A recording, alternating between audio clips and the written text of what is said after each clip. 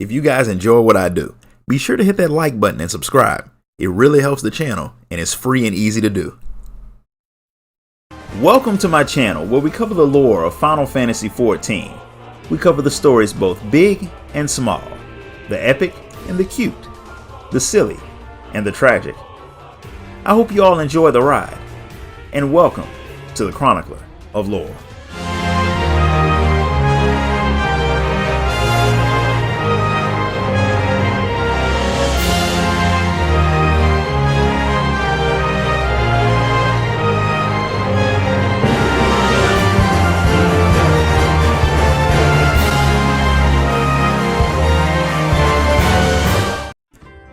If there's one thing that we know about Tataru, it's that she's a businesswoman who never misses an opportunity to make money or to punish someone for wasting hers, and she's already set up her boutique in Old Charlian, complete with an assistant named Magina, who I doubt gets paid all that much.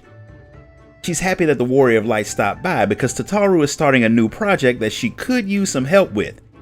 You haven't exactly agreed, but Tataru shows up and volunteers you because that's what everyone does to the Warrior of Light. What Tataru has done is gotten together all the resources she needs to mass produce the new design she's made with guilds all around the world, but right now her clientele is limited to adventurers who pass by and whatever random Charlian decides to shop there. That's not nearly enough. She wants international business, and since the Scions prove that having the whole world work together is actually possible, she thinks building the biggest trade network ever isn't that far-fetched.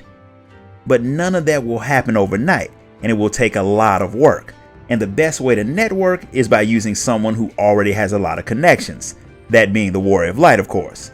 Everyone knows that the Warrior of Light is an expert at picking the right gear for a job, so getting you to promote some of the samples that Tataru's made would be perfect.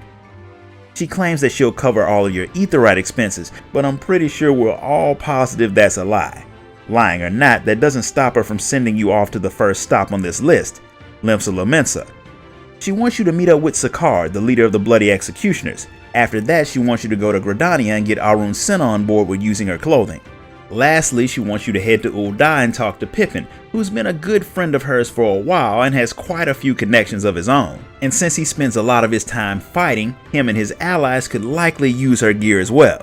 She's already got their samples packed and ready to go, so the Warrior of Light heads off while Tataru takes care of some business of her own. Tracking down Sakar is not exactly difficult, and even though his crew has been busy with a lot of shipping jobs, he doesn't mind talking to you, as long as you're not there to tell him about any more world-ending events.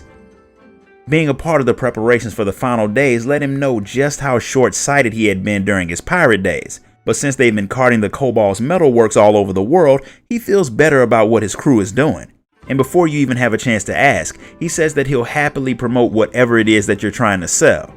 Once he hears that the stuff came from Tataru and has the Warrior of Light seal of approval, he gets half a mind to sell them himself instead of advertising them for her. And since people can only get to Old Charlian by sea, he could make a killing if he gets a contract as the only person who ships Tataru's wares. That was exactly what Tataru had planned for, so since that part went exactly how she wanted, it's off to Gridania you go to get started with Phase 2. Tracking down Arun Senna takes a little bit of work since the Seed Seer's been traveling back and forth between nearby settlements a lot, but you manage to catch him when he gets back to the city. He's curious about the giant sack you're carrying around, and once he hears that Tataru has gotten clothes made with a mixture of styles from different types of craftsmen, he gets interested, especially since he's been trying to do something similar on his own, once he gets the other Seed Seer's approval, that is. Gridania, let's just say, hasn't been the most welcoming place to anyone that's not an elemental, but after seeing how much good could come from a united world, Arun Senna wants to change that. Tataru's clothes are another example of what that unity can create, so he would happily promote her company's creations while he goes on his quest to understand more of the world. He may know elementals pretty well, but his knowledge of people is pretty bad. He still has to run all of this by his sister, so he'll get back to Tataru after that, which means your work in Gridania is done, and it's off to Ul'dah you go. You find Pippin at the Colosseum, and hearing that Tataru is passing out samples of her high-quality gear falls right in line with Pippin's own plans for the Immortal Flames.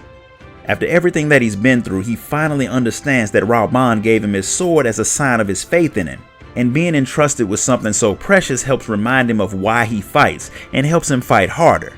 He thinks that every soldier of the Immortal Flames deserves weapons and armor that is more than just another tool. Their equipment should remind them of the people they're trying to protect, and it being crafted by people all across the star fits that plan perfectly. Honestly, this works out a little too well for Tataru, which makes me think the woman has spies watching all of these people so she can hear their secrets and use them to make her money.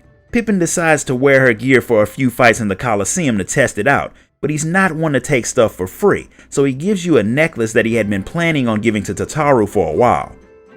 It's extremely important to her because when she was young, her family had gone bankrupt after her dad's business had failed, and all of their possessions had been sold off to pay their debts. One of those lost possessions was her mother's necklace. Tataru has been searching for it for years but couldn't find it, but Pippin recently found it tossed in a pile of old Colosseum prizes. It's pretty badly damaged, but he figures Tataru would want it back anyway. Still, it should be restored before you give it to her, and the Warrior of Light is fine with hunting down a few gemstones to make the necklace special, so Pippin takes it to the goldsmiths to get it cleaned up before he has it shipped to Old Charlian. The package beats you there, and after you tell Magina what it is and what you plan to do with it, she's all for helping you out and helping keep it secret from Tataru. Her other employee wants to help out as well, and she thinks it'll be a good idea to get each of her new business partners to offer something to add to the necklace. That way it'll serve as a memento for both her past and her current accomplishments. That's a really good idea, but it's gonna be hard to keep it a secret if they keep talking about it right when Tataru is walking up. Fortunately, you divert her with the good news that Pippin plans on putting her gear on all of the Immortal Flames. It's a good start to her plans, but it's not the end of what she wants to do. She has more places that she wants to send you, and as for those, we'll talk about them next time. That's where we're going to stop for now. If you enjoyed this video, hit the like button, subscribe, ding that notification bell, join the Discord, and if you really want to show your support, you can donate to the channel through the link in the description. Until next time, guys. Later.